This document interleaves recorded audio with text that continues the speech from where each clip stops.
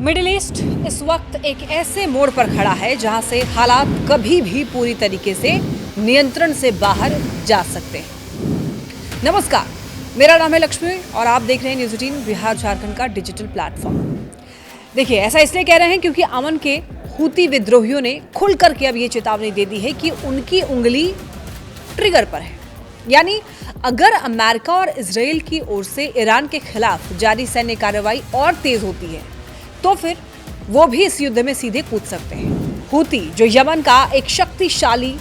सशस्त्र संगठन है और जिसे ईरान का करीबी सहयोगी माना जाता है, पहले भी कई बार इजराइल और उससे जुड़े समुद्री जहाजों को निशाना बना चुका है, खासकर रेड सी जैसे रणनीतिक रूप से बेहद अहम समुद्री रास्ते में, जहां से दुनिया का बड़ा हिस्सा व्यापार और तेल सप्लाई होकर गुजरता है। ऐसे में उनका ये बयान सिर्फ एक चेतावनी नहीं बल्कि एक बड़े खतरे का संकेत माना जा रहा है, क्योंकि अगर हूती इस युद्ध में सक्रिय रूप से शामिल होते हैं तो ये संघर्ष केवल ईरान, इजराइल और अमेरिका तक सीमित नहीं रहेगा, बल्कि एक मल्टी फ्रंट वॉर बन सकता है जिसमें लेबनान का हिजबुल्लाह, गाजा के गुट और इराक के कुछ सशस्त्र संगठन भी सक्रिय हो सकते हैं। मौजूदा हालात पहले ही काफी तनावपूर्ण है, जहां ईरान और इजराइल के बीच टकराव लगातार बढ़ रहा है और अमेरिका भी इजराइल के समर्थन में खड़ा है।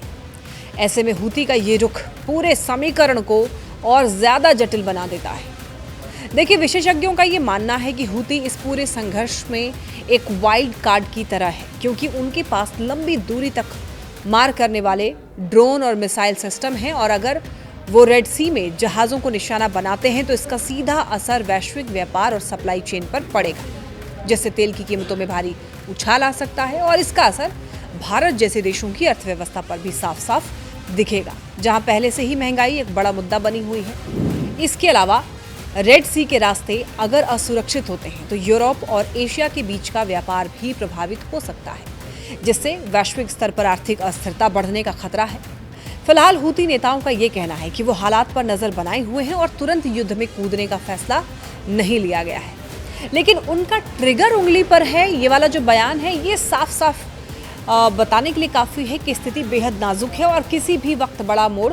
ले सकती है। तो कुल मिलाकर मिडिल ईस्ट का ये संघर्ष अब धीरे धीरे एक ऐसे चरण में पहुंच रहा है जहां एक छोटी सी चिंगारी भी बड़े विस्फोट में बदल सकती है, और अगर समय रहते कूटनीतिक प्रयासों से इसे नहीं रोका गया तो ये संकट केवल क्षेत्रीय नहीं बल्कि वैश्विक स्तर पर गंभीर असर डाल सकता है।